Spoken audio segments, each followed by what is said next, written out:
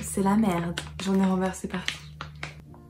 Hey, aujourd'hui on se retrouve dans une nouvelle vidéo où on va préparer ensemble 2 masques pour l'acné. Donc ça va vraiment être des masques anti-acné. On commence tout de suite par le premier. On aura besoin d'argile verte montmorillonite qui va permettre un effet astringent sur la peau et de matifier donc la peau pour éviter l'excès de sébum.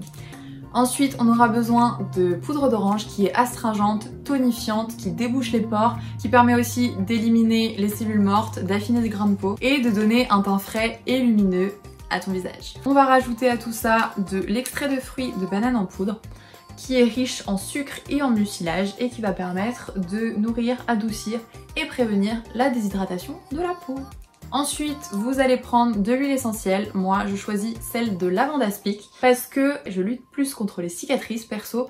Sauf que si vous luttez plus contre les boutons, parce qu'en fait, moi, j'ai un peu de boutons et des cicatrices. Donc je fais ce masque-là, mais en huile essentielle, je mets celle de lavande aspic qui va donc lutter contre les cicatrices. Si vous avez plus de boutons, vous allez mettre tout simplement de l'huile essentielle de tea tree, qui est très connue déjà, qui va permettre d'assécher les imperfections, qui sera super donc en masque avec ces autres ingrédients. Pour finir, donc pour lier tous les ingrédients et que ça fasse vraiment une pâte pour bien pouvoir l'appliquer sur la peau, vous allez avoir 2 solutions. Soit vous mettez de l'eau minérale ou alors vous allez mettre un hydrolat. Pour ma part, je vais prendre celui que j'ai sous la main, c'est l'hydrolat de fleur d'oranger. Cependant, si vous avez d'autres hydrolats, ça sera super aussi. Je sais que l'hydrolat de menthe poivrée est top. On a aussi l'hydrolat de citron qui est astringente et éclaircissante. Si vous voulez des conseils pour savoir quel hydrolat choisir, n'hésitez pas à me demander en commentaire, j'y répondrai absolument. Et voilà, mais si vous n'avez pas d'hydrolat sous la main, prenez de l'eau minérale par contre, pas de l'eau sortie de votre lavabo. C'est très important parce que l'eau est assez calcaire. Donc elle va vraiment avoir plus tendance à sécher votre peau qu'autre chose, donc vraiment prenez de l'eau minérale. Maintenant c'est parti pour la preparation. Arrivé dans ta cuisine, tu prends un bol et une spatule ou une cuillère.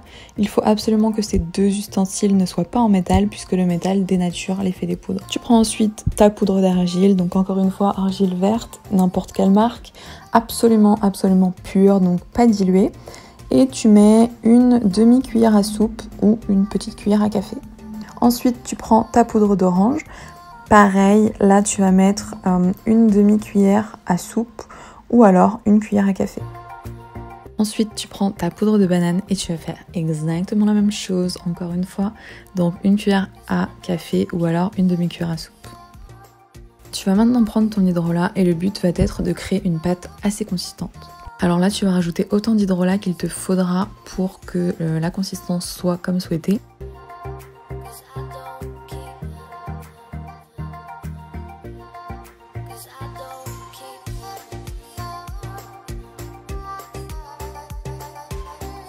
Une fois arrivé à ce type de texture là, tu vas enfin pouvoir ajouter tes petites huiles essentielles.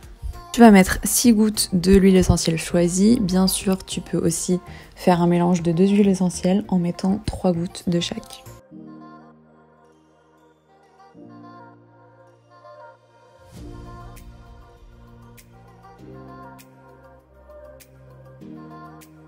Voilà, ton premier masque est prêt. Ensuite, pour le deuxième masque, vous n'aurez besoin que d'un seul ingrédient, c'est le bicarbonate de soude. Donc ce produit va permettre d'assécher les boutons. Vous allez le mélanger avec de l'eau minérale, encore une fois, et non de l'eau sortie du robinet. Ça va être une recette super simple et vous n'allez appliquer cette recette par contre que sur les zones à problème, donc que sur les zones où vous avez des boutons. C'est-à-dire que si par exemple vous avez des boutons sur les joues et pas sur le front, vous n'en appliquez pas sur le front, ça va servir à rien et ça va plutôt... ça me gratte le nez. Je dois être allergique à un truc en ce moment, ça me gratte tout le temps le nez.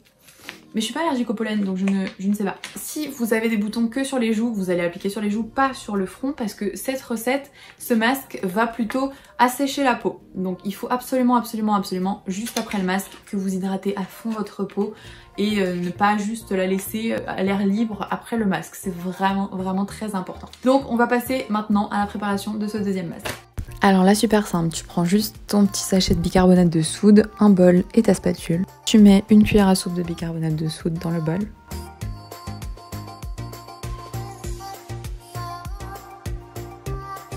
Tu rajoutes ensuite l'eau minérale de sorte à faire une petite pâte.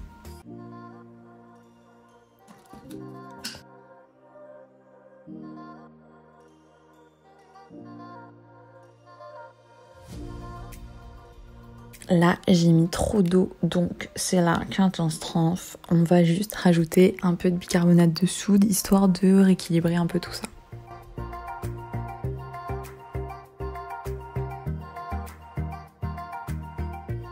Maintenant que tu as fini ta petite pâte, c'est plutôt pas mal, consistante et tout, tu vas l'appliquer sur ton visage que sur les zones qui le nécessitent, hein, attention, et tu laisses poser 10 à 15 minutes. Voilà pour aujourd'hui, j'espère que la vidéo vous aura plu et on se retrouve très vite pour une nouvelle vidéo.